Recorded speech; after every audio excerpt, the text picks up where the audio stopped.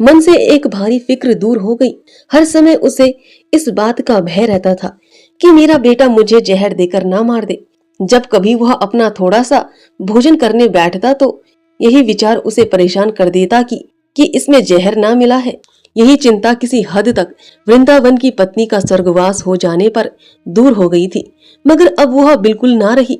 जिस तरह घने अंधियारे बादलों में चमकीली बिजली तथा भयंकर तूफानी समुद्र में बहुमूल्य रत्न विद्यमान रहते हैं, उसी तरह बूढ़े जगन्नाथ के कठोर हृदय में भी एक कमजोरी बाकी थी।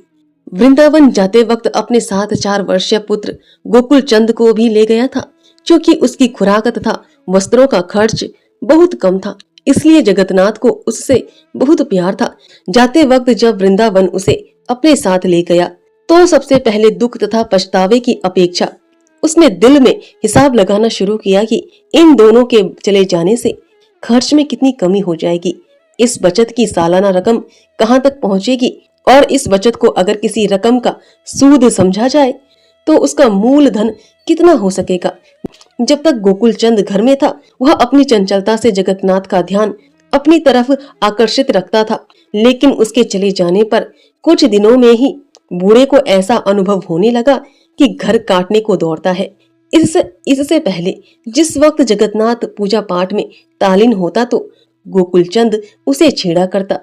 भोजन करते वक्त उसके आगे से रोटी या चावल उठाकर भाग जाता और खुद खा लेता, तथा जब वह आय व्यय लिखने बैठता तो उसकी दावत लेकर दौड़ जाता। मगर अब उसके चले जाने पर ये सब बातें भी दूर हो गई। जिंदगी का रोजाना का क्रियाक्रम उसे भार अनुभव होने लगा। उसे ऐसा मालूम होता था कि इस तरह का विश्राम भविष्य के संसार में ही सहन किया जा सकता है। जब कभी वह गोकुल की चंचलता को याद करता तो रजाइयों में उसके हाथ में छेदों या दरी पर कलम दवात से उसके बनाए हुए भद्दे चित्रों को देखता तो उसका मन मारे कष्ट से व्याकुल हो जाता। जगन्नाथ को अपने सोने के कमरे में एक कोने के भीतर पड़ी हुई पुरानी धोती के टुकड़े दिखाई पड़े तो एकदम उसके नेत्रों से आंसू बह निकले। यह वह धोती थी जिसे गोकुल ने 2 साल पहले के थोड़े वक्त में फाड़ दिया था। तो जगन्नाथ ने उसे झिड़का और बुरा भला कहा था, मगर अब उसने शपथ खा ली, अगर गोकुल उसके जीते जी फिर कभी वापस आ गया तो चाहे वह हर वर्ष एक धोती फाड़े, वह उससे कभी नाराज ना होगा। लेकिन गोकुल को न वापस आना था न आया। गरीब जगन्नाथ दिन प्रतिदिन बूढ़ा होता जा रहा था और उसको खाली घर अधिक से अधिक डरावना लगने लगा। अंत में दशा यहाँ तक पहुंची कि वह संतोष से घर में बैठ भी न पाता था। मध्याह्न के वक्त जब गांव के सब लोग अपने अपने घरों में सोए होते तो जगन्नाथ नारियल हाथ में लिए गलिये में घूमता दिखाई देता। गांव के लड़के जब कभी उसे अपनी तरफ आता देखते तो खेल छोड़कर दूर जा खड़े होते और इस तरह पग पंक्ति गाने लगते, जिसमें एक स्थानीय कवि ने वृद्ध जगन्नाथ की मितव्ययी आदत की प्रशंसा की थी। कोई आदमी उसका वास्तविक नाम इस भय से जबान पर ना लाता कि कहीं उस रोज अन्न जल हासिल ना हो, अतः लोगों ने उसके अनेक प्रकार के नाम रखे थे। वृद्ध उसे जगन्नाथ कहते थे, लेकिन मालूम नहीं छोटे लड़के उसे चिड़ियाल क्यों कहते थे। संभव है इसका कारण यह हो सकता है कि उसकी त्वचा शुष्क और शरीर रक्तहीन दिखाई देता है। उन्हीं वजह से वह प्रेत आत्माओं के जैसा समझा जाने लगा। एक दिन दोपहर जगन्नाथ स्वभाव अनुसार गांव की गलियों में आम के छतनारे पेड़ों के नीचे अपना नारियल हाथ में लिए घूम रहा था। उसने देखा कि लड़का जो देखने में अजनबी मालूम होता था, गांव के लड़कों का सरदार बना हुआ है तथा उन्हें कोई शरारत समझा रहा है।